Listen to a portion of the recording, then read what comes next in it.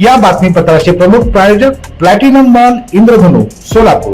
सोलापुरातील सर्वात प्रतिष्ठित इंद्रधनु सोसायटीचा नवीन भव्य कमर्शियल प्रोजेक्ट आता रेल्वे स्टेशनच्या अगदी शेजारी शहराच्या मध्यवर्ती ठिकाणी. सुंदरम नगर येथील श्री स्वामी समर्थ मंदिरात निघालेल्या पालखी सोहळ्यानं अवघं वातावरण भारावलं. यावेळी भाविकांची मोठी उपस्थिती होती.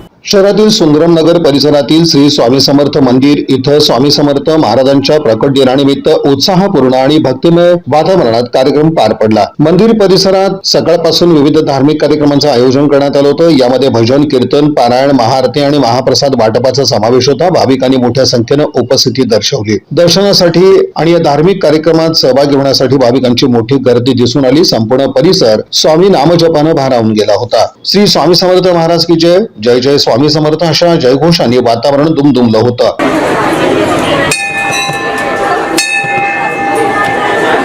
कार्यक्रमाचं मुख्य आकर्षण ठरलं ती स्वामी समर्थ महाराजांची पालखी. भक्तिमय वातावरणात पालखी सोहळा निघाला. भाविकांनी उत्साहानं या पालखी सोहळ्यात आपला सहभाग घेतला.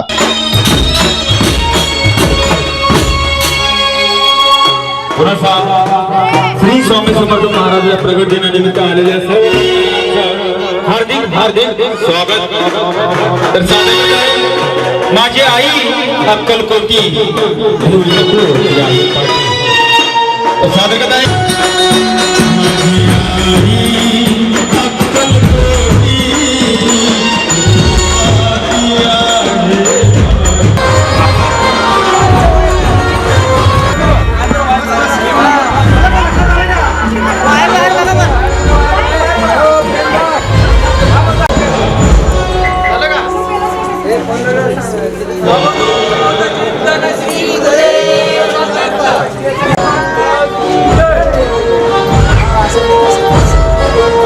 कीर्तन भजन करत पालखीला साथ देण्यात आली. पालखी सोहळ्यादरम्यान स्वामी समर्थ महाराज की जयचा जोरदार जयघोष करण्यात आला. मी स्वामी भक्त रोहिणी गणेश पावरशेट्टी, सुंदरम नगर स्वामी समर्थ मंदिर इथे आज स्वामी समर्थ प्रगट दिन दिवशी 4 दिवसीय कार्यक्रम चालू आहे.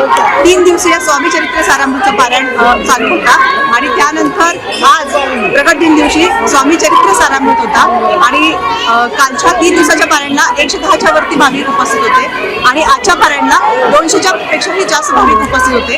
तदनंतर आमच्या मंडळाकडून महाप्रसादाचे अरेंज केलं होतं आणि मंडळांनी इथे 2 ते 3 हजार लोक जवळपास प्रसाद घेतलेला आहे आणि आता सुद्धा पालखी प्रदक्षिणा निघत आहे. पुन्हा आमच्या नगरापुरती पालखी प्रदक्षिणा निघत आहे आणि असंख्य मान्यवर वेगवेगळ्या क्षेत्रातील वेगवेगळ्या मुद्द्यावरचे सगळे मान्यवर इथे येऊन मोठ्या श्रद्धेने दानधर्म करतात आणि इथे येऊन मंदिराचा जो भक्ती सेवा आहे तो आत्मसात करतात. अशा प्रकारे आमच्या मंदिराचे कार्यक्रम चालतात.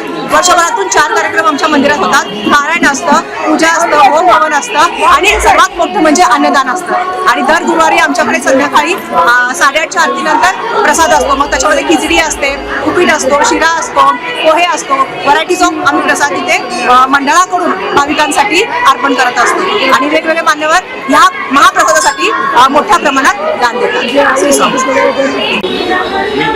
योगीनाथ वनारोटे, ट्रस्टी श्री स्वामी समर्थ सेवा मंडळ सोलापूर.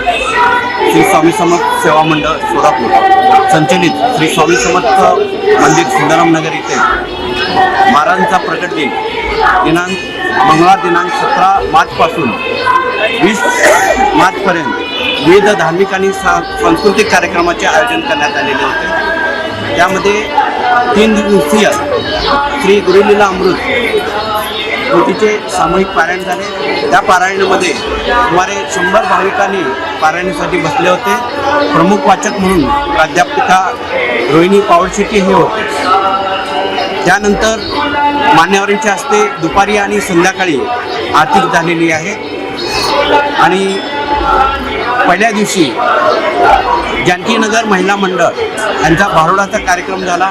दुसऱ्या दिवशी स्पर्धा भजनी मंडळ यांचा भजनाचा कार्यक्रम झालेला आहे आणि शिवालय भजनी मंडळ मराठा वस्ती यांचा भजनाचा कार्यक्रम झाला. आज प्रकट दिनानिमित्त सकाळी 6:30 वाजता महाराजांच्या मूळ मूर्तीस लघुरुद्र अभिषेक आणि रुद्र स्वाहाकार झाला.